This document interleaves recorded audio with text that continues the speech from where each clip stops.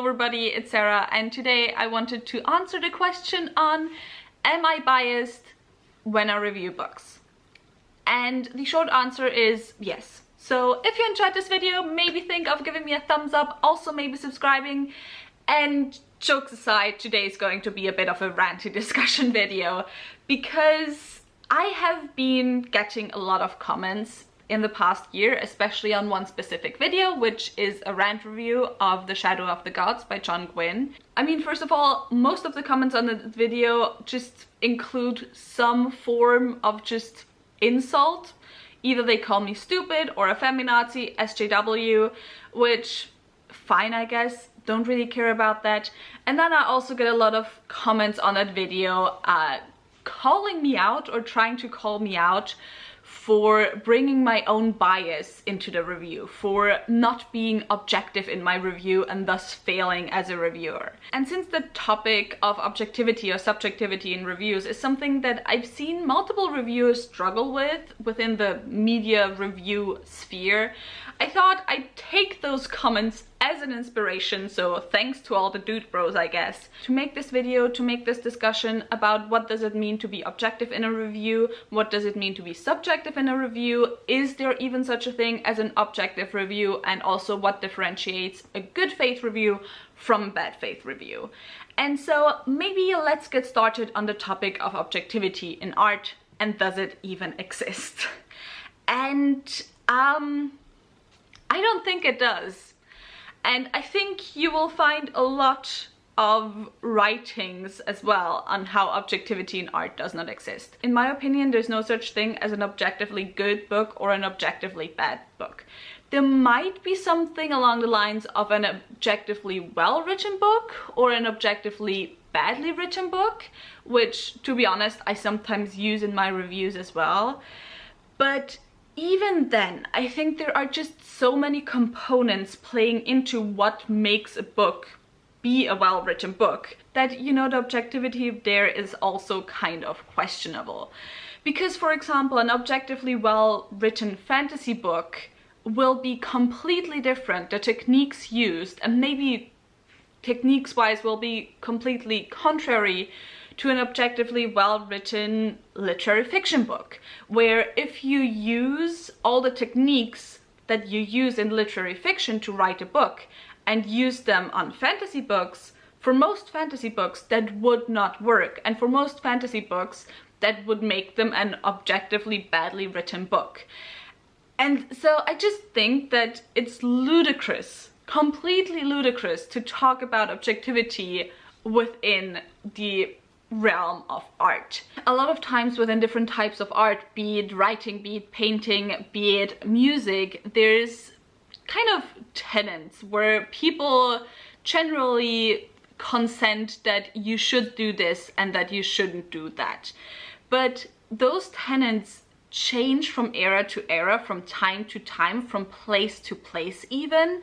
What is considered good storytelling within the Western literary canon is completely different in East and Asian literary canon, for example. And even if you stay within one literary canon, usually there has come a time for one era with these tenets. This is how writing has to look. This is how a piece of literature has to look. There usually has come a time where there has come a person who just completely put it on its head and just changed the rules completely. So I just think that objectivity in art from the very beginning does not exist.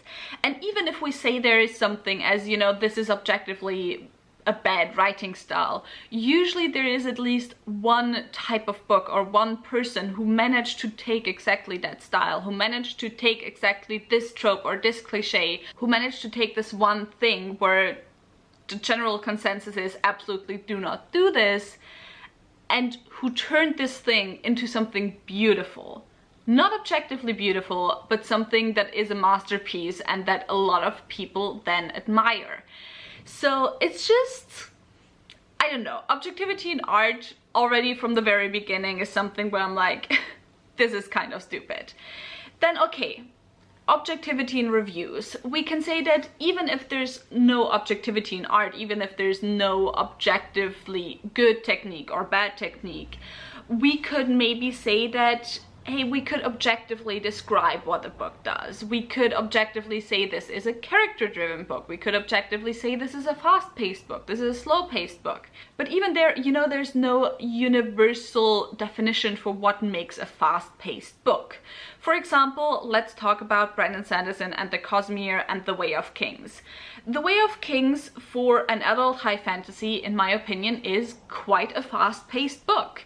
However, when you compare it to YA, it's slow-paced as fuck. And so once again, it all depends on the context, and not just the context of the genre, but also the context of what people read. And that's, for example, something that I always say, why I say take it with a grain of salt when I review, let's say, thrillers or mysteries or romance books. Because these are not genres that I typically read, so I don't know what is common in those genres and what isn't common in those genres.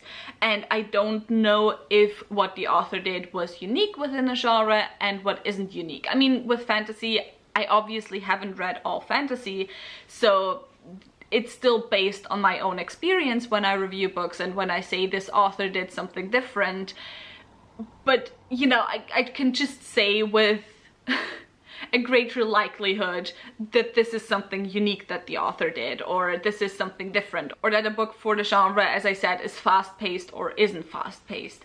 So I think even when we go by categories, when we go by characters, plot, writing, world building, I think there's just so many different ways to say something that it's just really hard to objectively even say this is a slow-paced book or this is a fast-paced book. I mean, of course, I use these categories in my reviews because you somehow have to describe books, but I tend to, for example, rather use slow-paced than fast-paced in reviews, because fast-paced, for me, a book is very quickly fast-paced or normally paced. And for me, if I say a book is slow-paced, then it really is slow-paced, because I do prefer slowly paced books. So if a book seems slow for me, which by the way is not a bad thing, then it really is rather on the slow side. But even there, as you see, you have the context. You have the context of me as a reader. And so actually, personally, I do not decide on if I want to read a book or not just by reading or watching a review from a person who I've never watched before, because I do not know the context of what they're usually reading and how they usually describe books. And so I don't really have reference points if I watch their review, if what they're saying about this book is how I will experience the book as well. Not in terms of, you know, if I like the book or don't like the book, but if I'll also feel that the book is slowly paced or faster paced or whatever. I don't know if that necessarily makes sense, but moving on regardless, since we're already at it, of course, when it comes to reviews, the biggest part of a review is the personal opinion. Like, I watch a review of a book because I want to know what that specific person thought about the book.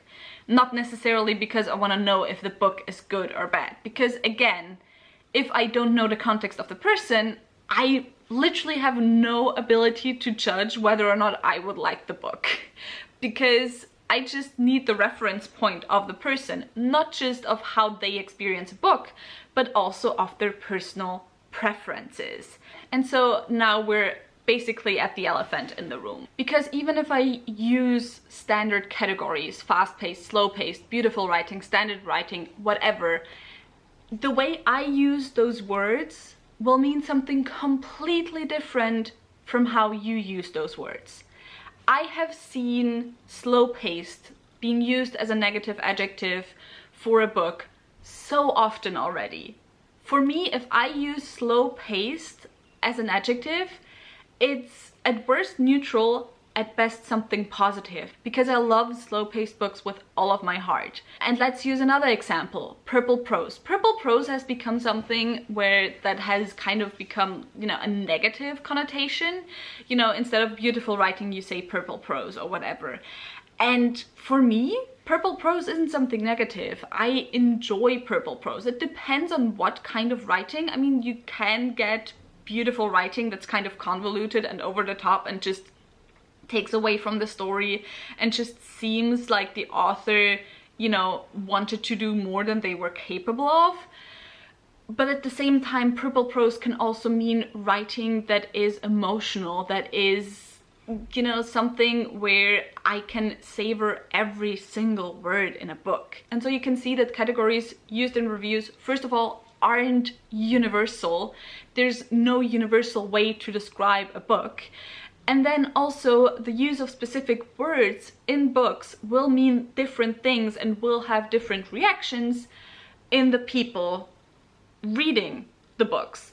And so that is why personally I just don't believe in objective reviews ever, and why I also don't try to keep my reviews objective. I mean, sometimes I will have parts in reviews where I say, okay, this is done in a specific way in this book that either worked for me or didn't work for me, but I can recognize that this is something that will not work for everyone. And so I try as closely as I can to describe what this author did, so maybe you can judge if this will be something that you will enjoy or that you won't enjoy. So I do try to, I don't know if I would say objectify my reviews, but I try to universalize my reviews in a way where you as a viewer can judge if you're going to enjoy that or not by my descriptions of what this book did. But again, I'm not trying to say that this is good or this is bad. This is why in my reviews I always call it my thoughts, because it is just my thoughts. It's my thoughts and my feelings, and I like specific things in books that the next person will absolutely hate. I can promise you that every universally hated book will have one person where that book is their favorite book, and every universally loved book will have one person where that book is their most hated book. So for me it's just really confusing why people think there is such a thing as an objective review, and why people go and attack reviewers for not being objective enough in their reviews. And then also, last comment I get a lot is that I should keep my politics out of my reviews, which first of all, the existence of certain people, yes, sadly in our world, might be political, but it shouldn't be politics. So, you know, there's that. But then also personal experiences, aside from just the simple craft of writing. The personal experiences are what influence our reading experience a lot. What we will enjoy reading, what we won't enjoy reading, what we notice, what we won't notice. And so, you know, if I say a certain thing, if I talk about diversity in reading and in books, then, you know, that's something that I notice automatically. In some books more automatically than in other books, gotta admit, but generally diversity is something I notice automatically. But there are still things, for example, certain stereotypes used or whatever, that I won't notice. And so I of course won't talk about them in my reviews. And that's also something where I think reviews are highly subjective, because things that I can read and that I enjoy with my personal experiences, other people won't enjoy. See content warnings, for example. People who have certain experiences in life maybe don't want to, you know, see those experiences reflected in their fiction, whereas other people who have certain experiences in life really want to see those experiences reflected in fiction. And so I just think it's completely useless, once again, to keep politics out of books, because just as it's subjective whether or not I will enjoy a book or not enjoy a book, it's also highly subjective what type of review will be helpful to you, because, you know, what everyone looks for in a book is different. And so my reviews maybe aren't for people who don't care about diversity in fiction. However, if you do care about that, then be welcome to watch my reviews. I can't say that you will agree with everything I say about the book that you enjoyed or that you read, but you know, you maybe find some things that you look for in books, and whether or not those books have them in my reviews. Does that make sense? I feel like it didn't completely make sense, but this video is long enough already, so let's get to the last point, which is good faith and bad faith reviews. And to be honest, I think there's a difference between reading a book in good faith or in bad faith and reviewing a book in good faith or in bad faith. And for me, you can read a book in bad faith and still review it in good faith. There actually was a controversy around a book called Silkfire a few weeks back on Twitter, where a 1-star review went around book Twitter, and that 1-star review basically started with the reviewer stating that they weren't able to read the book in good faith because they just didn't like the vibes of the author or whatever. And then a friend of the author called the review a bad faith review because they stated that they didn't read the book in good faith, which actually, that statement for me made that review a good faith review.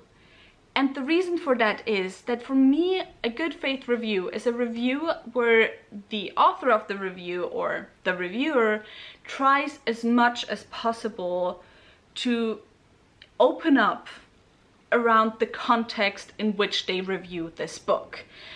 I don't do that on all of my reviews, which maybe I should, because reviews are probably the videos where I mostly get viewers who aren't subscribers of my channel, but you know, I just kind of wrongly assume that the people watching my reviews will be already familiar with me and will be already familiar with what is important to me in books. But generally speaking, I think a good faith review is a review where you enclose the context of the review, where you enclose the context of the reading, so that the person watching or reading the review has as much information as possible to then make their own judgment. And if I read a review and they say they reviewed this book in bad faith, then I know that maybe I will take what is said in the review with a grain of salt, and I can then make my own judgments based on that. That is also, for example, why I title rants rants, because rants for me are just a way to get my feelings off. They might be similar to reviews in that I talk about what I liked and what I didn't like, but I try to be a lot less, you know, all-encompassing in my rants. I don't really care to be balanced. And so rants, yeah, for me rants are a way to kind of get bad faith feelings off of my chest in a way. But for me, I still don't necessarily consider them in bad faith because I titled it rant. You know, I never claimed that this is a review. I mean, I sometimes say I have a review in the video, but you know, the title for me is more important. You clicked on this expecting a rant, so it's a rant. For me, reviews are something where I want to help you decide whether or not you want to read a book. Rants for me are just, you know, something personal for me to get my feelings off my chest. If they make you not read a book, then that's on you. But, you know, I don't have the expectation for myself in a rant that I want to give a balanced view of a book and that I want to help you make a decision. And so yeah, for me, as long as you enclose why you read a book and how you read a book, that can still be a good faith review. That's why for me, when I read and dislike a horror book, it's important to say, hey, I don't usually read horror. I don't know, this could be the greatest horror of all time, but it's not for me. And that's why for me also it's, for example, very important if I read translated fiction to say, you know, this is fiction that was written in a context that is outside of the European context. Maybe I just am missing the context of this book and that is why I'm not enjoying it. Maybe it's just a type of writing that I'm not used to and that's why I'm not enjoying it. That's, you know, where a lot of issues come in when white reviewers review books by marginalized ethnicities, because a lot of times they are missing the context, but they're not aware they're missing the context and they think they can somehow objectively still judge a book, because objectivity is not just a problem on the, you know, viewer side of the reviews. It's also certainly a problem on the reviewer side, where reviewers for some reason think they just know everything about a book, and if they don't like the book, they somehow are able to pass judgment on the book if this is a good book or isn't a good book, which I try my best not to do. I will tell you if I love a book and then say it's so good, or I will tell you if I hated a book. But yeah, basically for me, and that also goes for white reviewers not liking certain books by marginalized ethnicities or translated books or whatever, it's not about liking or disliking a book that makes a review good faith or bad faith. It is being aware of the context of why you might not have liked the book, and disclosing that context. And so yeah, I think this video was long enough already. It was pretty rambly. I hope I still somewhat made sense, but I feel like I was all over the place, mostly because I wasn't able to sit down and write down notes because I have a lot to do for uni. But anyway, leave your comments, leave your thoughts on the subject of objectivity in reviews in the comments down below. If you enjoyed this video, maybe think about giving me a thumbs up and also maybe subscribing, and all the links to my social media as well as to my book club of Queens, Witches and Valkyries, where I read one adult high fantasy book written by a woman or genderqueer person per month, will be left linked down below as well, so go and check those out. Bye!